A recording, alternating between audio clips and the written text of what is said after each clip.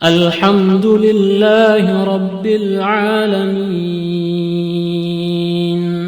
Apakah ada tuntunannya dari Rasulullah mengenai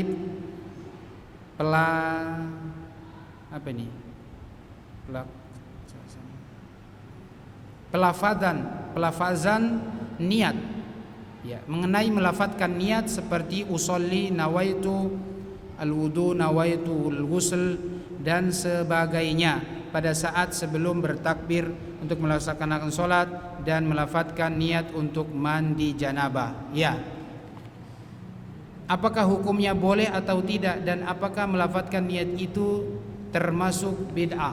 Ya, tadi saya sudah katakan, kita mau berwudu nggak ada niat lagi nawaitu al-ghusl, aku berniat untuk mandi, nggak ada. Antum sudah niat dalam hati mau mandi. Gak mungkin antum mau mandi lalu misalnya mau misalnya, ya, enggak, antum mandi. Niatnya sudah ada dalam hati, gak perlu pakai niat-niat kayak begitu. Maksudnya melafadzkan niat. Kalau niat dalam hati, niat sudah dalam hati, gak ada dilafadzkan. Ya. Nawaitu usolli fardhol maghrib juga tidak ada. Antum keluar dari rumah pergi ke masjid untuk sholat maghrib, gak mungkin sholat zuhur. Ya, kalau mau sholat maghrib berarti sholat maghrib, gak mungkin sholat zuhur. Makanya niat memang sudah dalam hati, kita mau sholat maghrib. Sama seperti antum pergi ke kebun mau potong pisang, gak perlu lagi antum niat nawaitu gak perlu kan? Antum mau berniat, gak perlu, sudah ada dalam hati mau ambil pisang, mau ambil kasbi, singkong di kebun, sudah lengkap dalam hati antum. Ya, Anas sempat juga katakan kepada antum di kajian ini bahwa ketika antum baca Al-Quran itu kan ibadah. Kenapa antum nggak baca niat nawaitu an aqra al-Quran? Antum baca Al-Quran itu kan ibadah. Kenapa nggak baca niat kepada pas baca Al-Quran? Kenapa antum berdoa nggak niat dulu? Ya, nawaitu an ad'u misalnya. Padahal semuanya ibadah. Karena memang tidak ada dari sananya begitu. Niat itu sudah ada dalam hati. Antum mau melakukan apapun sudah ada pasti dalam hati antum. Gak mungkin tiba-tiba langsung ya lakukan sesuatu. Pasti ada niat dalam hati dia mau buat sesuatu. Adakah orang yang melakukan sesuatu tanpa niat? Kalau dia melakukan sesuatu tanpa niat, maka perbuatan itu tidak sah. Kalau ibadah tidak sah, makanya harus ada niat. Niatnya dalam hati. Rasulullah mengatakan innamal a'malu binniyat wa innamal likulli imri'in ma nawa. Kita sudah bahas di awal kitab Riyadhus Shalihin.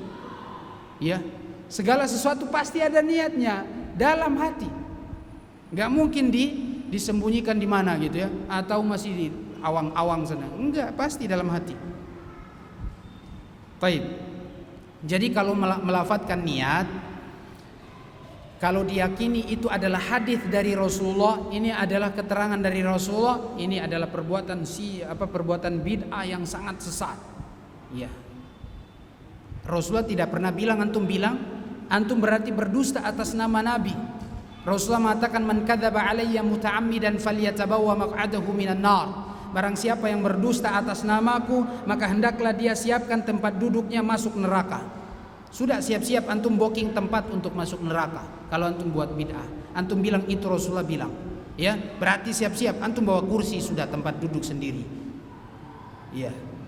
Rasulullah juga mengatakan man haddatsa anni bi haditsin yara annahu kadzibun fahuwa ahadul kadzibaini. Barang siapa yang meriwayatkan suatu hadis, dia katakan itu dariku, maka dia adalah salah satu dari para pendusta.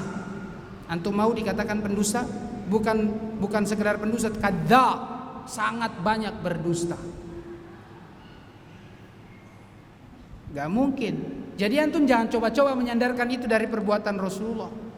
Kalau antum mengatakan ini kan ijtihadnya para ulama, antum jangan ikut para ulama. Ya, ikuti Rasulullah.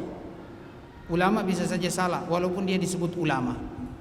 Imam Malik mengatakan kullun yuqbalu min qawlihi wa yurad illa sahibu hadzal qabr. Semua orang boleh diterima perkataannya atau bisa juga ditolak kecuali Rasulullah sallallahu alaihi wasallam.